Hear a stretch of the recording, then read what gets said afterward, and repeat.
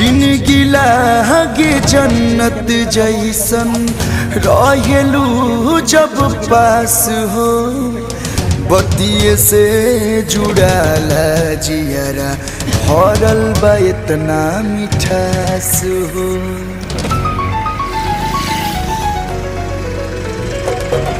जिंदगी लागे जन्नत जैसन रहेलू जब पास हो बतिये से जुड़ाला जियरा भरल बा इतना मिठास हो। सपना हमके दिखा के आशिक अपन बना के हो गइल का कसूर काहे इतना गुरूर बस इतने बता दो हसीना। ओ सा ना हमारे के लो भैया ना